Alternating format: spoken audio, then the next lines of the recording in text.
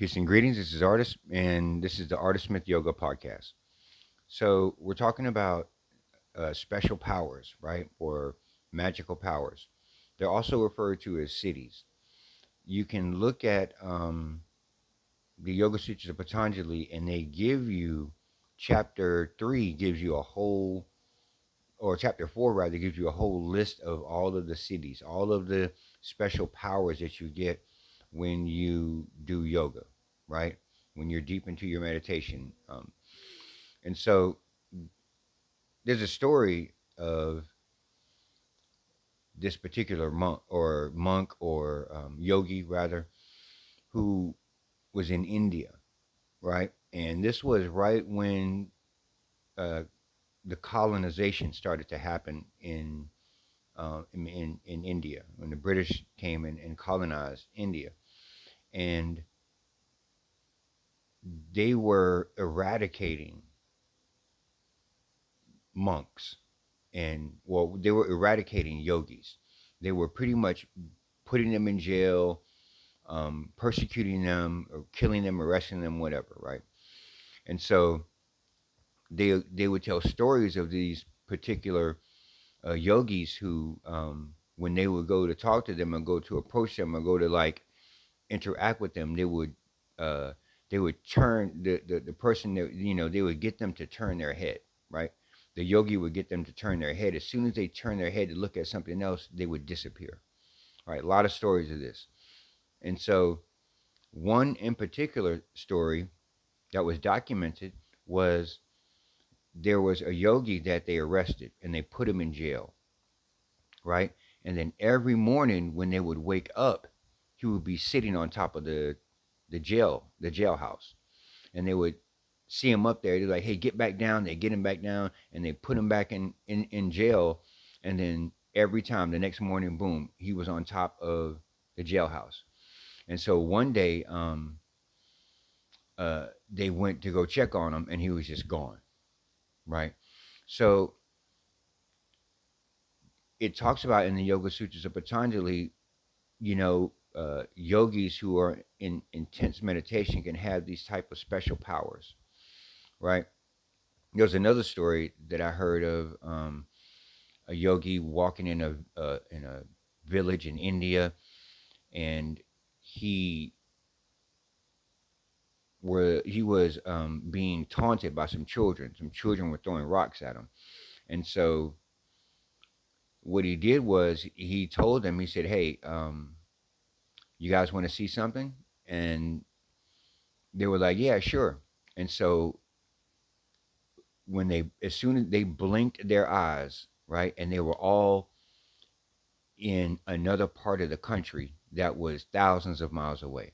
And they were looking around and they didn't know where they were. They were frightened, they were scared. And then they blinked their eyes again and they were right back in their home village. And so he was standing there, and they were like, "Oh my God, this guy is magical." And so they ran and told their parents about it. And so their parents were like, "Yeah, this guy's um, just messing with you guys' heads. There's no way that he can travel all that distance." And no, no, no, no. And so the parent said, or one of the parents said, "Listen, tell you what, there's a particular um, gift that you get when you go to a temple in this particular place, right? And this particular place is thousands of miles away, right? So, and you can only get it from this particular place. You get it when you go to the temple as a gift. You can only get it from this temple, right? It's only available in this area where this temple is. Tell him to bring back that, and then tell him to take you there and bring you one back, and then that'll prove um, that this is real." And so one of the kids was like, "Okay." And so he walked up to the yogi, told him about it, and the yogi was like, "Okay." He said, "Take my hand." Boom! Immediately they were there. He gave the child took one of the gifts, one of the offerings that you get at the temple, and then boom, they were right back. The child was right back in the village, and the yogi was gone. The child went and showed, "Look, mom, look, mom," and everybody went out looking for the yogi, and of course, the yogi was gone. So there have been stories of people um, accessing access, having getting special powers, special abilities. And there's one where if I've heard of stories of mothers who have children that are trapped, and they are all of a sudden able to lift and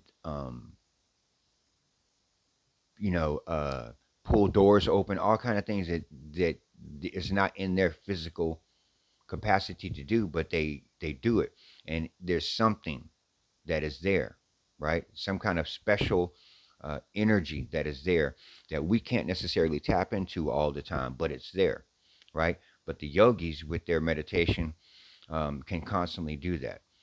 So there is a one particular instance that is personal to me. So when I was younger, I did a I used to experiment with psychedelics. One in particular was LSD. Okay, and so it was me and a group of my friends, and we were tripping, we were tripping. We had, each of us had taken a healthy dose of LSD, and so you know there's a whole other conversation about psychedelics and spiritualism that I'll get into.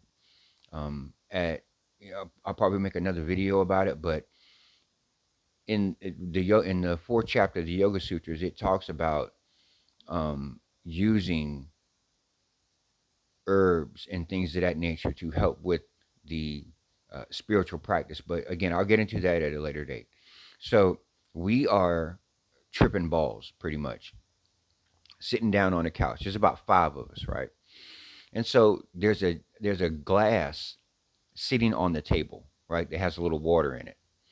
And we're all sitting there and we're just talking. And then someone comes up with the idea, like, hey, you know what? Let's try to move that glass with our minds, right? And so we're like, okay, yeah, let's do it. Now, here's the thing. There's a couple of things with this. So all of us are tripping balls. We're all looking at this glass, okay? And there's an energy going on around us, and there's a belief with all of us that this is going to move. We're going to move this glass. So we're sitting there, and everybody's looking at the glass, and everybody is thinking about that glass moving. This glass is going to move. Now, at the time, I had a little Chihuahua, and the little Chihuahua was just sitting there. It was one of my girlfriend's dogs, and the Chihuahua was just sitting there chilling. And so we're all focused, concentrating. Let's move the glass, move the glass, and then all of a sudden, the glass, the glass tilted just a little bit. It went on its side just a little bit, poop, poop, like poop, poop, just like that, like someone just touched it, like poop, poop, and we all just, and immediately, right when it happened, the Chihuahua went ape shit. The dog went crazy, just running around the house barking. "Meow." We were like, "What the hell is going on?" And then the dog calmed down, and we all calmed down, and then everybody kind of like, okay. And then some people went into another room, and some people went into the kitchen, and we all kind of like just dissipated from it, and we really didn't talk about it a lot. We barely talk about it. When we see each other. And this happened many, many years ago. So that's one instance. And you can chalk that up to whatever you want to. Well, you guys were high on drugs, and everybody thought they saw it. Blah blah blah blah. But for the people that were there, we know it was real. Now, and then I'm gonna give you even more of a insight into what I'm talking about here. It's tapping into something. So um, I work in an Indian restaurant, okay, and I make bread.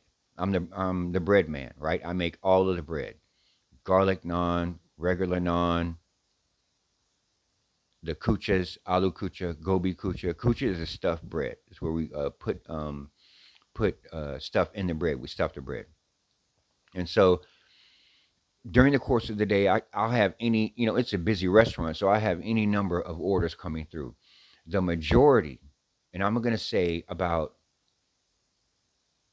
I'm thinking for a moment, probably about 70 to 80% of all of the bread I make is garlic naan, right? We get a lot of garlic naans. We also, like I said, we have the stuffed bread, the cooches, and we have plain naan. Very rarely do we have people order plain naan. You know what I mean? Um, like I said, the majority of the time it's always garlic naan, garlic naan, garlic naan, garlic naan, garlic naan, or one of the other stuffed breads, or just regular plain naan. Right. So I've been working at this particular location for a while, for some years, and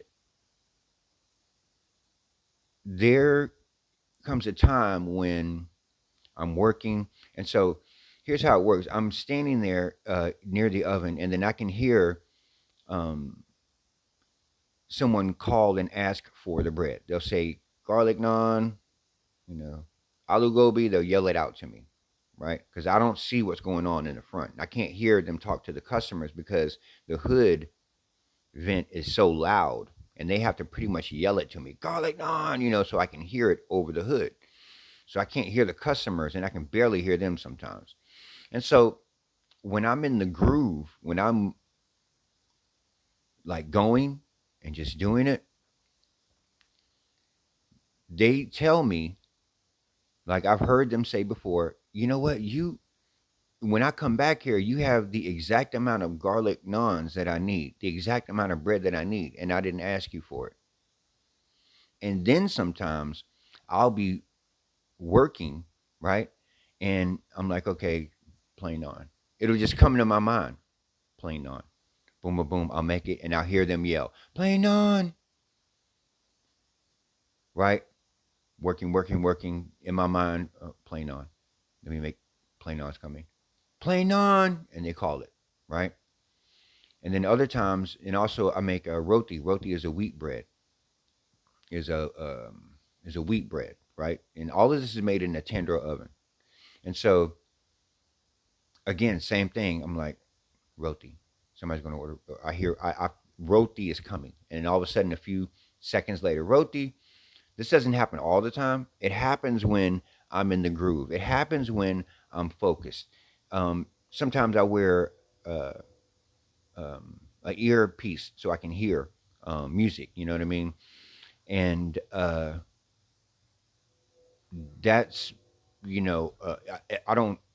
It doesn't happen that often when I'm wearing an ear, but when I'm not wearing an earpiece and I'm just 100% focused on what I'm doing, I'm um, looking at the garlic. I'm looking at like all the way because I don't have to be. I can kind of do it mindlessly, kind of sort of, and I'll listen to music and I'll be doing it. But when I'm just like honed in, is like really focused on it, I'll get the orders before they tell me.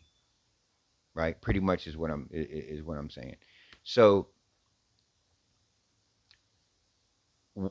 why? How do we work on these kind of things? How does this happen? Right? How does this happen? Can it happen for you? Are you able to do this kind of thing? Well, first of all, yes. And second of all, how do you? And so the question is, how do you do it? And we're going to go back to what I always talk about: meditation, right? Yoga, physical asana practice, and meditation. These are the keys to tapping into the cities. Um, Having a consistent practice and especially a consistent meditation practice. You want to be meditating every single day, right? That's the way that you're going to be able to tap into these cities or these powers that I'm talking about, right?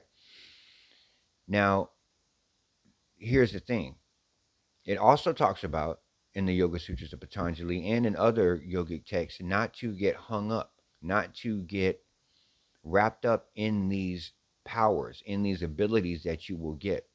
And the abilities is so many, like psychic abilities, Um, you can read the yogic text. A lot of it seems very fantastical, but you know, um, we don't know what we don't know.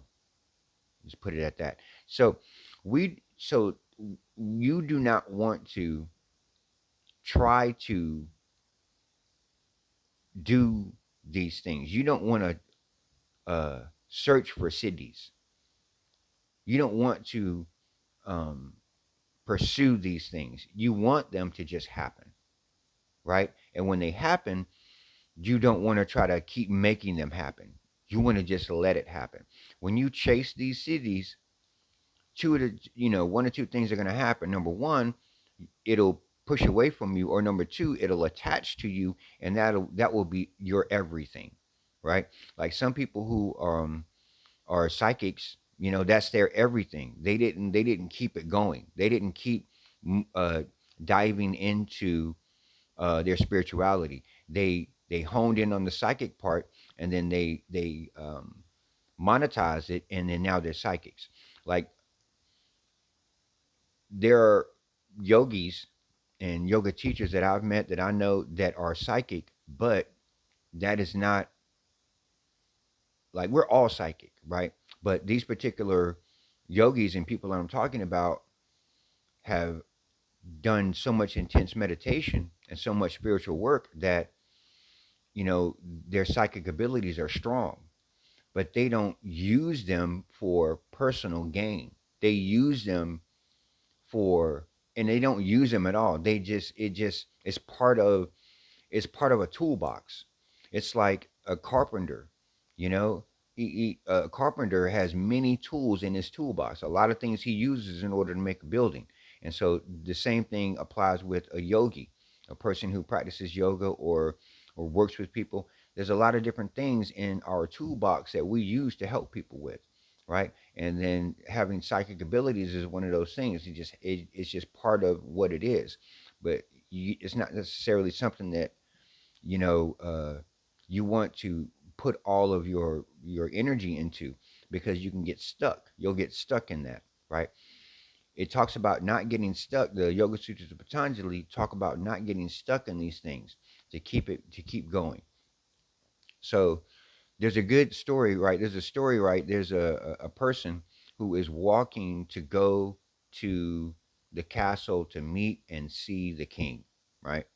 And so as he's walking, he sees all of these um, awesome things along the side of the road, right?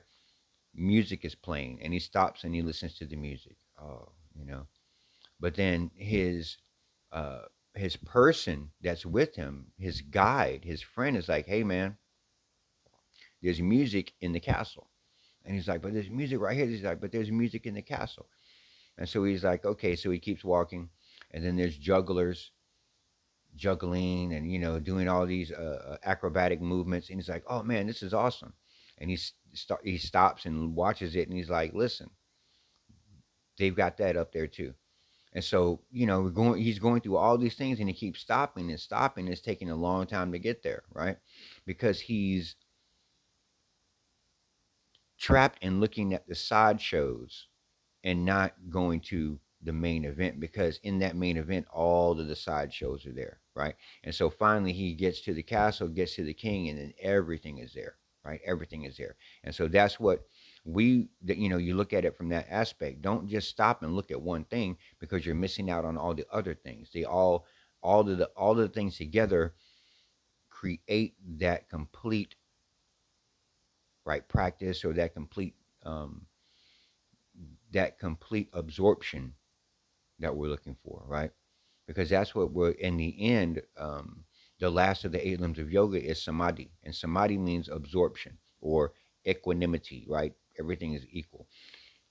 So those are your talking about your cities or your yogic powers, right? So if anybody has any comments, questions, or concerns about that, you know what to do.